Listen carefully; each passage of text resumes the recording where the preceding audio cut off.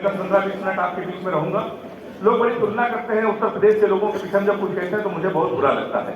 अभी नीरज चोपड़ा ने जब भाला फेंक के स्वर्ण पदक जीता तो एक वीर रस के कबीर हमसे कहा अगर यही भाला हम पाकिस्तान में फेंक दें तो पाकिस्तान तो निपट जाएगा। हमने कहा नहीं, ये हिंदुस्तान की बेइज्जती है, भाला इतना बड़ा, पाकिस्तान इतना बड़ा। मैंने 4 लाइन में पाकिस्तान को निपटा दिया है। अगर वो भी निपट गया हो तो मुझे हाथ उठा के ताली बजा के बताना।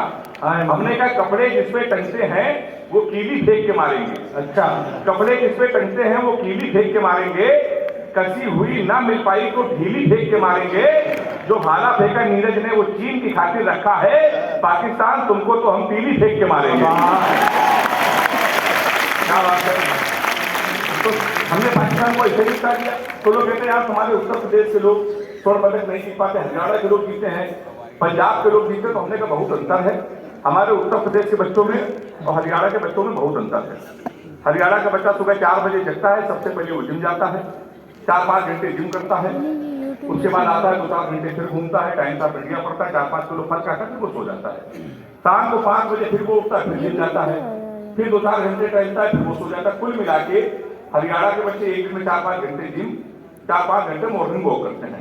हमारे उत्तर प्रदेश के लड़के सुबह 9:30 बजे सो के उठते हैं, वो भी तब जब उनका बाप उनको लेके जाता है। सबसे पहले वो जाता है घर के नजदीक पुलिस चौकी, दरोगा के साथ एक सेल्फी लेता है, फेसबुक में पोस्ट करता है, नए चौकी इंचार्ज रामकिशोर कनौजिया भाई साहब का सानिध्य प्राप्त हुआ।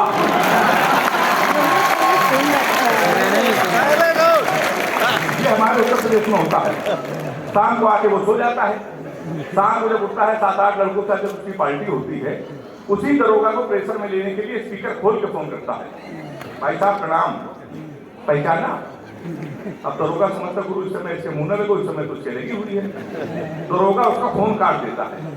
वही दरोगा रात में 12 बजे मारते मारते उसको थाने लेके आता है और अपनी सेल्फी डालता है। वही दरोगा, गुड्डू भैया 100 ग्राम चरस के साथ धरे गए। फिर गुड्डू भैया की रात भर होती है तुड़ाई। उसके बाद 15 दिन बाद पैरवी करता है, फिर वो छूट के आता है। उसके बाद वो लेता है कोई निकालेगा तो खींचेगा ना 1,80,000।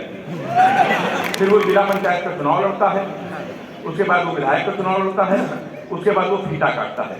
तो उत्तर प्रदेश को लोग फीता काटने के लिए है ना कि इतनी मेहनत करने के लिए। तो हमारा उत्तर प्रदेश इसी मामले बहुत अच्छा बढ़िया है। तो मैं आपको बता दूं, मैं उत्तर प्रदेश से हूँ, मैं बताता हूँ लोगों को, मैं प्यार मोहब्बत से बिल्कुल दूर हूँ। श्रृंगार की मैंने सर कोई कविता नहीं लिखी है। योगी जी की जब सरकार नहीं थी तो 15 कविताएं मेरे पास में थी। जिस दिन योगी जी मुख्यमंत्री बने हमने बारी बारी में सबसे राखी बनवाया, क्योंकि यूपी पुलिस ने सबसे ज्यादा तुड़ाई करी तो प्यार करने वालों की ही। तो मैंने 4 लाइन लिखी, हमने का एक फूल तुझे देने के लिए सस्ते में ले लिया, एक फूल तुझे देने के लिए सस्ते में ले लिया, देखे ना कोई इसलिए बस्ते में ले लिया, फूल तुझे देने को निकले थे जाने मन, पर बजरंग दल वालों ने उसे रास्ते में ले लिया। तो मैं इसी चक्कर में साथ प्यार मोहब्बत से बहुत दूर रहता हूँ। मैं इतना दूर रहता हूँ मैं आपको बता ही नहीं सकता। अभी 1 महीने पहले मैं गया था दुबई एक बड़े कवि सम्मेलन में। तो जब मैं दुबई गया तो लड़की ने हमको फोन किया, कहने कि तुम दुबई गए हो तो हमारे लिए सोने की चैन ले आना। तो हमने कहा क्यों? कहने कि हम तुमको जीवन पर याद करते रहेंगे। हमने कहा चैन नहीं लाएंगे फिर भी याद करती रहोगी। उसने पूछा कैसे? हमने कहा जीवन पर सोचोगी, हराम खोर से पहली बार कुछ लाने को कहा था कि वो भी नहीं लेके आया है। तो मैं साहब प्यार मोहब्बत से बहुत दूर रहता हूँ। अच्छा, प्यार मोहब्बत तो थोड़ी साहब हम लोग तो हाथ से कभी हम लोगों को सीरियस नहीं लेता, हम लोगों को शादी नहीं होती है। हमारे घर में रिश्ते आते हैं, पता चल जाए लड़का हाथ से कभी रिश्ते में से लौट जाते हैं। एक रिश्ता हमारे आया तो लड़की की माँ ने हमारी माँ से पूछा लड़का क्या करता है? तो हमारी माँ का कवि है। बोले उनके पिताजी क्या करते हैं? बोले वो भी कवि। बोले उनके पिताजी? बोले वो भी कवि। बोली क्या घर में कोई इंसान नहीं है? रिश्ता लौट गया। 1 महीने बाद फिर एक रिश्ता आया, लड़की के माँ ने पूछा लड़का क्या करता? तो हमारी माँ का कवि। उन्होंने तो शादी मंजूर। अच्छा, कवि के नाम से कई रिश्ते लौट, हमारी माँ का मंजूर क्यों? तो बोली जोड़ी बहुत अच्छी रहेगी, आपका लड़का कवि, हमारी लड़की पागल है। तो तमाम बार हमारी शादियां लौट गई, लेकिन एक दिन सर हमारी शादी हो गई। सच्ची घटना आपको बता रहा हूँ। भारत और पाकिस्तान का मैच था विश्व कप का 4 साल पहले वाला। उसी दिन हमारी शादी थी। तो हमने पिताजी से कहा कि शादी न करिए, पूरा हिंदुस्तान मैच देख रहा है, हमारी अब शादी कर रहे हो? नहीं माने, कर दी। भारत और पाकिस्तान का सेमीफाइनल मैच हमारी शादी। हमारे कुछ कानपुर के दोस्त हमारी बारात में डांस कर रहे थे। कान में मोबाइल लगा के भारत पाकिस्तान सेमीफाइनल की कमेंट्री भी सुन रहे थे। दोनों कान एक साथ करे, मैच भी देख रहे हैं और पाकिस्तान की कमेंट्री भी सुन रहे हैं। हम दूल्हे के बिल्कुल सजे थे, घोड़ी के ऊपर बैठे थे। जैसे बारात में पहुंचने वाले थे, एक लड़का घूम के हमारी तरफ चिल्लाया, बोला छक्का। हम डर गए साहब, कहाँ छक्का? कहने लगा विराट कोहली ने मारा है। तो हमने कहा कि कोहली मारा तो हमारी तरफ क्यों देख रहे हो? शादी के पहले दिन छिप गए और उनको देख के हमने कहा मारे तो हमारी तरफ ना देखना। पता चला 2 मिनट पर इंडिया में जीत गई। किसी ने खुशी के मारे घोड़ी के नीचे सुतली बम रख दिया। अब वो बम फटा तो घोड़ी भागने लगी, हम भी भागने लगे। हमने चलती घोड़ी से पिताजी को फोन मिलाया। हमसे बोले कहाँ हो बेटा? हमने कहा पिताजी भाग रहे हैं। बोले किसके साथ?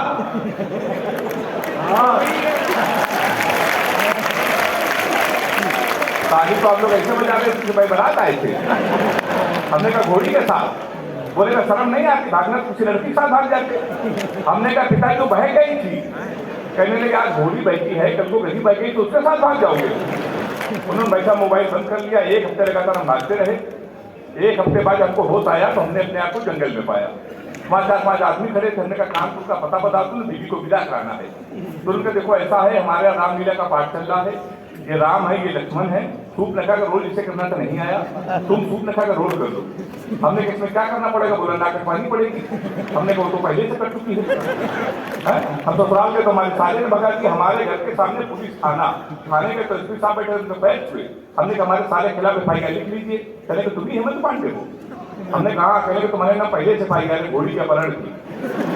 तुमको 2 दिन का समय दे रहे हैं। घोड़ी ने एक तुम जेल चले जाओगे। उत्तर प्रदेश का बड़ा व्यंग एक टिप्पणी में कर रहा हूँ और मैं समाप्त भी हो रहा हूँ, अपनी कविता को समाप्त भी कर रहा हूँ।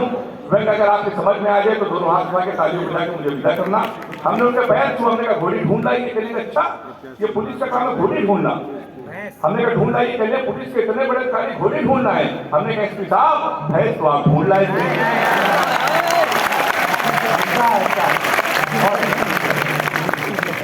बहुत बढ़िया व्यक्त किया था आपने, लेकिन उत्तर प्रदेश पुलिस का जवाब नहीं है। उत्तर प्रदेश पुलिस के अधिकारी हैं, उनका भी बहुत बहुत आभार प्रणाम आज। मैं अभी कभी को आमंत्रित कर रहा हूँ, वो भी गोरखपुर का प्रतिनिधि है। एक तरीके से आप मान के चलिए कि अगर राजनीति के प्रतिनिधि व्यस्तता में गए तो कविता का प्रतिनिधि यहाँ पर है। बस आप थोड़ा सा प्रकृति से बैठ जाइए। आगे की चीज जो है वो हमारे कुछ प्रोटोकॉल में आगे लगे कराएंगे, फिर दोबारा बैठेंगे। एक बार जोरदार तालियां हेमंत के लिए बजा दीजिए। हाथ उठाकर तालियां बजा दीजिए। वाह!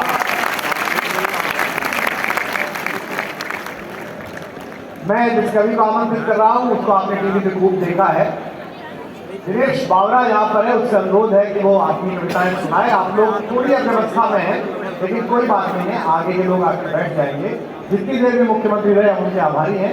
दिनेश बावरा से अनुरोध है कि वो कृपा पूर्वक आए और जमाए। एक बार तालियां बजाकर दिनेश बावरा का मन बढ़ाकर आइए दिनेश बावरा आप।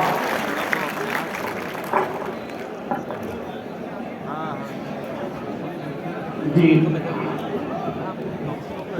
बहुत बहुत धन्यवाद डॉक्टर कुमार विश्वास जी महाराज जी। सब उधर लगेंगे जहाँ देवी भी जा रहे होंगे, फोटो लेने का मौका व्यवस्थित हो जाए आप लोग। मैं आ गया हूँ। ले गए क्या जी? सब नहीं देखा था क्या? हाँ दिनेश लाल यादव। आप जितने लोग डॉक्टर कुमार विश्वास जी को सुनने आए हैं, मैं इस भ्रम में नहीं हूँ कि आप मुझे सुनने आए हैं, उतने लोग तालियां बजा दीजिए उनके बिहाफ पे, उनके महाराज जी।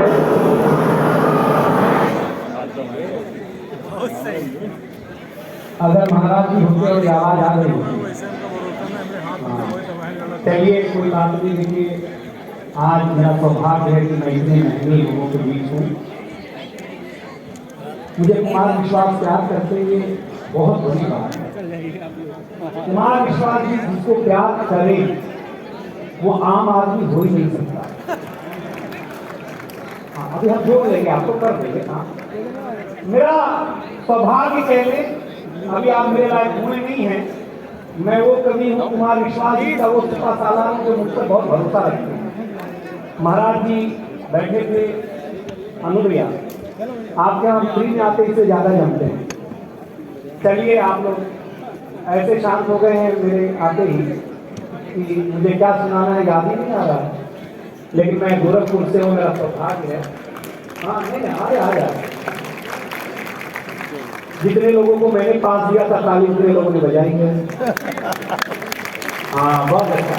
देखिए कविता का रंग है, थोड़ा अपने आप दिल में आ गया होता है, कितना बज का होता है ये चलता है। ये हर साल का कार्यक्रम हमारा नहीं हमारे